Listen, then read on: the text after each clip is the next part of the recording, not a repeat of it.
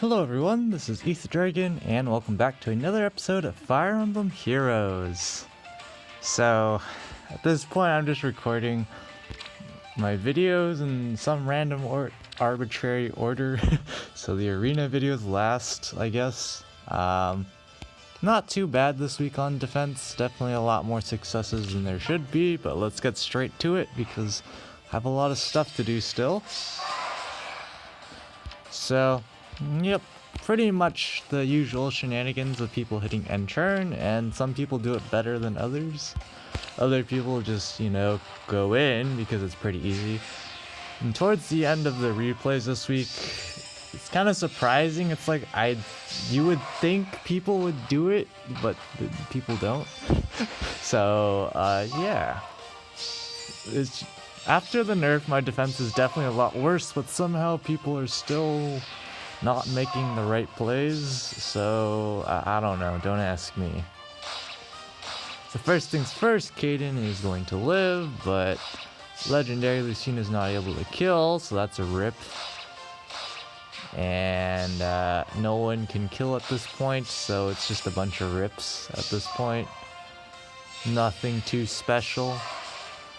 I just casually like that 72 HP Fjorm because bonus unit and double airs and all that stuff. So, that's kind of consistent at 72 HP. I'd say so. Capu. Yeah, at this point, not really doing much.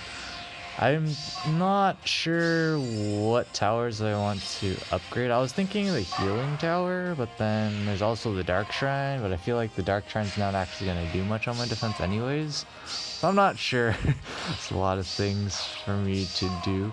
So they make sure Canigis isn't transformed, so it's not a rip. And so they are able to pick up the kill here with Fjorm. It would have been a little awkward if it was, whatchamacallit, fake. But, I mean, just, if my traps were set up slightly differently, things might have been different in that particular instance, but not very likely. I mean, so, I think you know what this person's strategy is, but clearly, yeah, they're just too scared to bait in the more optimal locations, so they're gonna bait here. And obviously, I think you know at this point what happens when you don't murder Caden.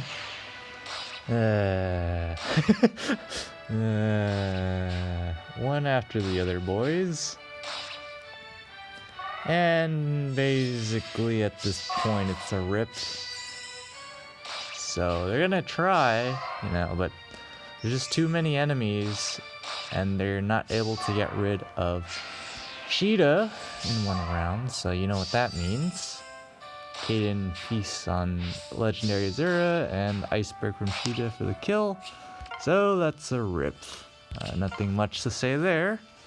Here's a strange rematch featuring everyone's definitely top tier favorite unit, Capu. I mean, at some point, you'd think people would learn, right? Some point. There's always something called the other side. I mean, I don't know about you, but classic Noe. Ripperonis. Nino's Moonbow doesn't care about her distant defense for whatever she was running. So that's a rip. Then they just auto-surrender because, well, it's not gonna go too well from there, so. Alright, I wonder what this person's strategy is. Like, the idea... I can't tap. I'll just have you know, I've just spent the past few hours fishing in Arena Assault, so I'm very brain dead. But, I mean, at least this person baited on the slightly better side. But, yeah, about that. Galaxy Brain Meme Future Vision, and, well, Ripperonis, boys. Sakura's not even able to one-shot Lucina, so that's not great for them. And they're gonna leave air in range because, you know, air is a pretty good res tank, am I right? Cap. I don't know. At this point, basically after they baited, it was basically a lost cause. So they do this, and then they put Sakura there, but we all know that Kaiden's running lunge, so, awkward. It is at this point that they realize they done goofed. So not much to say there. And it seems to be a very similar theme across the seasons. I don't know, maybe it's because it's late season, people are like, you know, they have extra stats and stuff, so they can't possibly lose, Cap. But, I don't know. I don't know what to think anymore. This defense is very old and still incredibly bad. But I mean, you know, they go for the long bait here, but obviously by this point, if you've been watching my replays long enough, you know what's about to happen. That's a mega rip. So Nino didn't even attack Azura, which is kind of interesting. Don't know what the deal is with that. Oh wait, it's because she didn't get danced by Azura because of Bride Fjorm, but it doesn't even matter because they still lost a unit because 10 out of 10 placement, boys. But at this point, it's pretty easy, clean sweep. So yeah, even when Fjorm's or Bride Fjorm's not bonus, my defense is still not going to be able to handle her at all. So I could care less.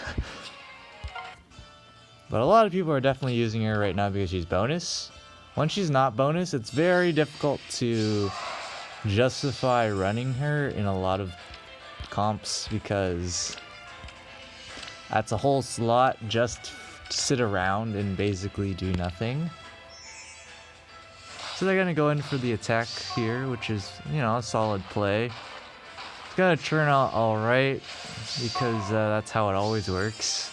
But classic Noe can't kill Kaiden. When am I ever surprised? And yeah, it's pretty much a pretty clean sweep for Noe, but Noe is so great that even after like getting hit or hitting everyone with attack smoke and stuff, she's still taking damage because classic Noe. But memes aside, at this point it's pretty easy for them to clean up here, but Noe can't even one-shot Kaiden. It's just like, whatever. Just whatever. Don't question it. But yeah, nothing too special.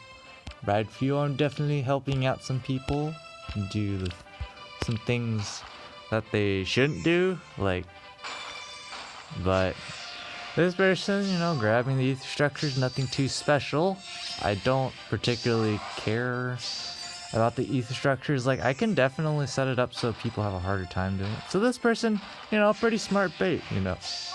This is a pretty good place to bait, if not one space down. But I think you know already what goes on, so, yeah. Fortunately, Leona dies, so she can't get danced to murder Faye, but it's alright. Doesn't matter too much to me. Legendary Lucina, like usual, unable to tank anything.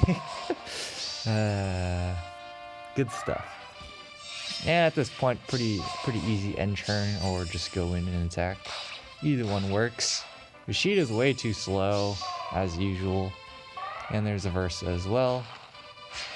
So, pretty easy sweep for this team, nothing too special. Able to one-shot because of the iceberg proc, I believe that was. And, I mean, you can almost tell how my matches, or how these defense matchups are going to end based on the team, without even looking at their builds, because it's been like, I think this is the 31st season of AR or something, so it's been quite a few seasons. So So at this point, a lot of things are pretty established, as in what you can and can't really do and get away with it consistently. Because as you'll see as you saw in probably some of the more recent AR offense videos, the stuff I'm doing should not be able to happen, but it's the way people design their setups that really screw things over. So they did a super risky attack with Bravelin technically, but of course if you use your brain, it's pretty obvious which trap's real, but it's just gonna go downhill, of course, because they left Bravelin there for shooting a murder, and of course they have some flyers, so not the greatest for them. Nino is able to survive by just a tiny bit, so she is able to pick up the kill, and Nino just rallies. And they just surrender at this point. RIP. Not sure what this person's saying, but it's version 7.0.6 probably is referring to some other game. Because last time I checked, Fed isn't. I guess you could technically call it halfway there, but 3.6. Anyways, I mean, you should be pretty clear what this person's strategy is, and this person does a really clever thing, you know? You just... battery's almost dead, RIP. You just bait here. I don't know why people have not done this.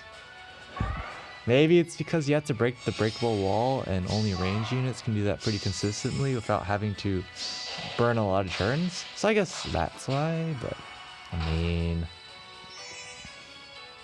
So at this point, I mean, unfortunately, with the way how things are, you got a rally and a future vision, but they cleverly placed everyone out of range, but unfortunately, George couldn't tank Lucina, so, well, that's a rip.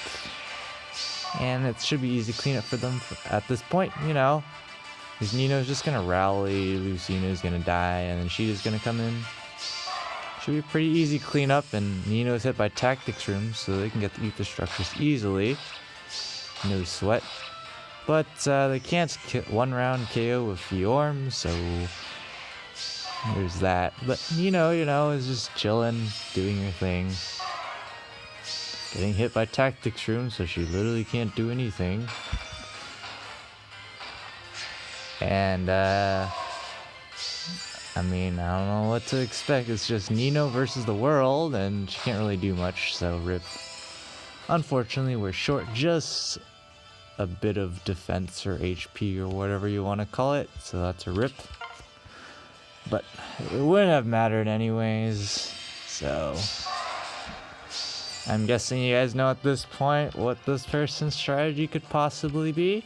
This is one of the few people who actually is legit going for a Naga-centered build, which is kind of cool, I guess. But I think you know what's about to happen. The sad days, folks.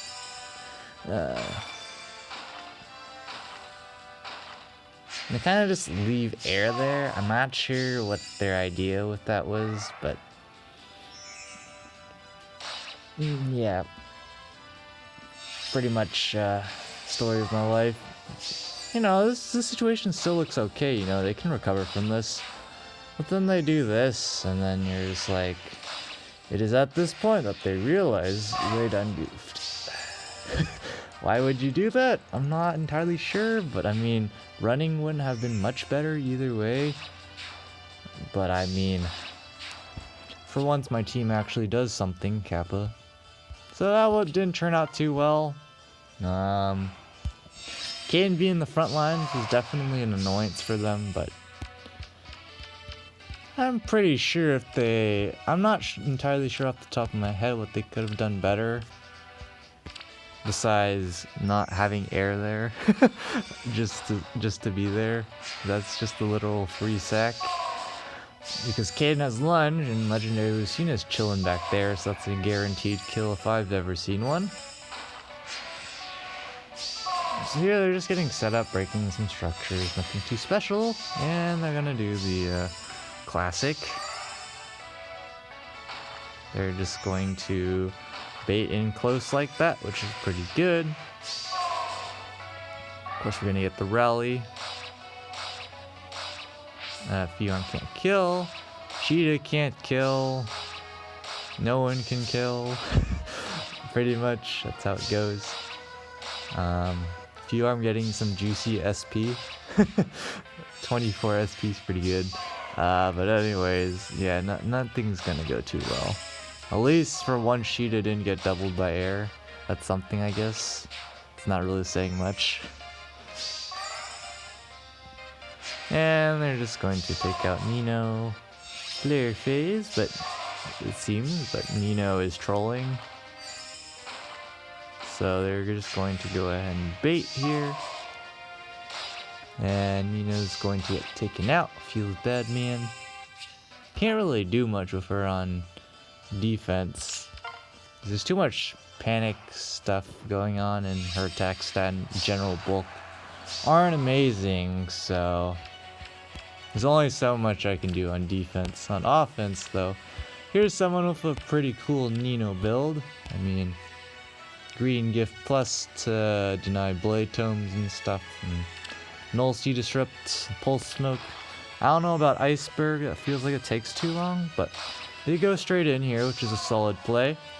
They can't really get punished for it, because this is a ranged tank build, so basically,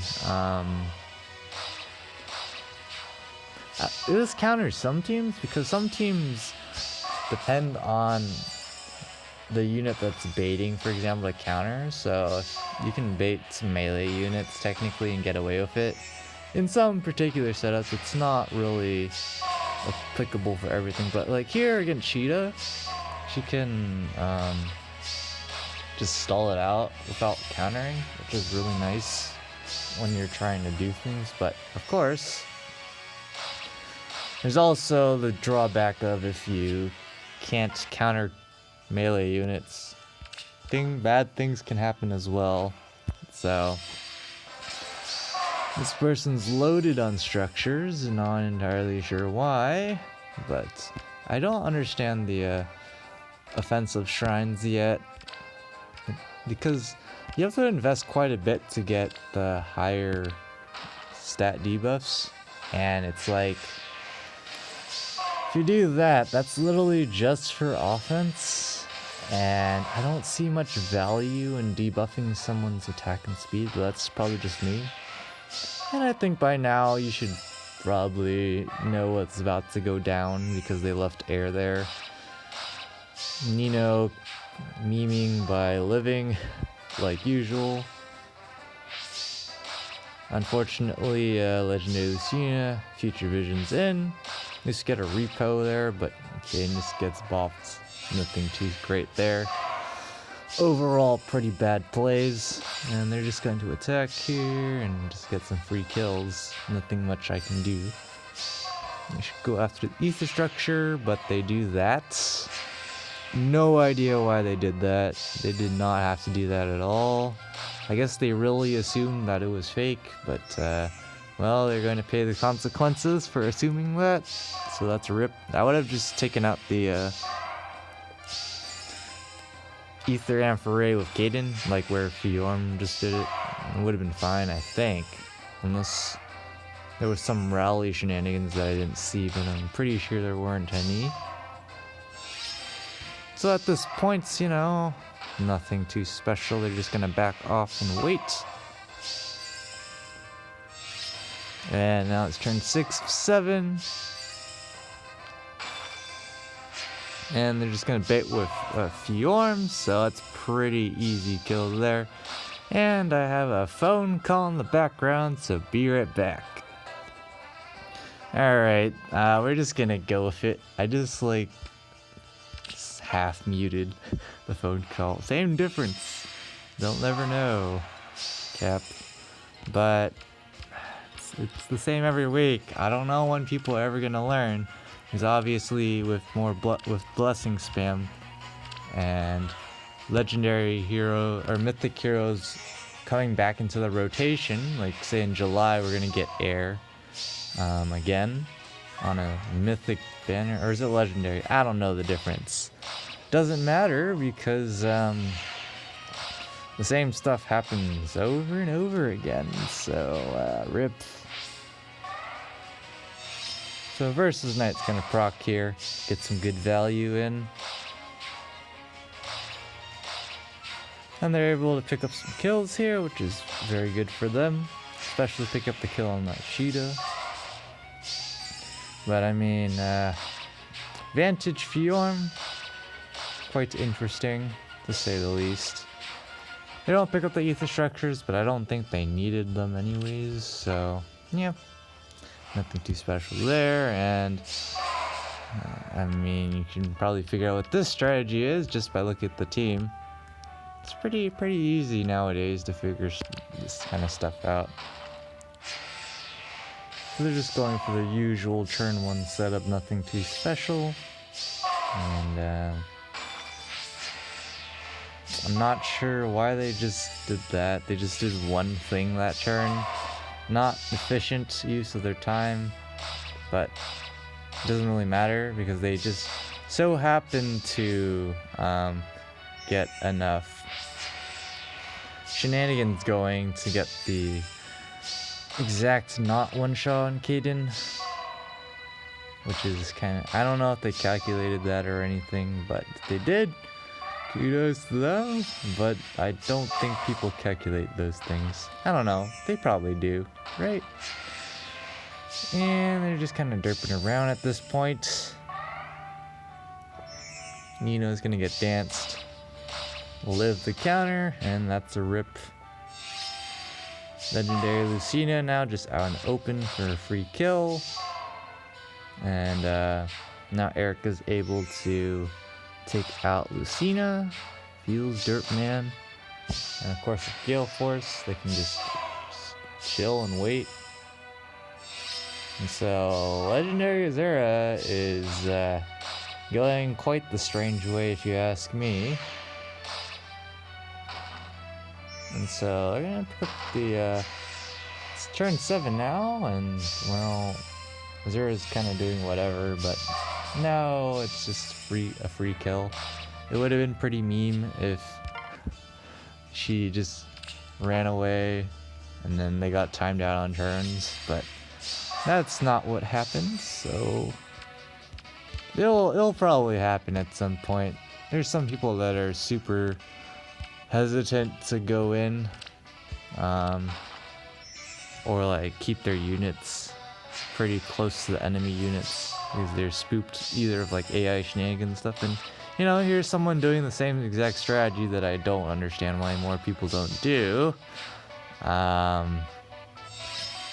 It's a pretty obvious flaw because now that the unbreakable wall is on the 3rd column, folks can move over to the left, which makes this kind of defense pretty vulnerable. A better setup probably now is on the right side, I would say. So if I do make any changes, I'll probably be adjusting the team to be biased to the right. But I don't know about that yet, because there's other issues, like trying to keep Kaden transformed is a big issue. But you know, other than the little derp, pretty decent play. And yeah, that's pretty much the rematches and defenses for this week. Nothing too special. I guess that's gonna be it for this episode. Thanks for watching. As always, this is Aether Dragon, and I hope to see you all next time. Bye.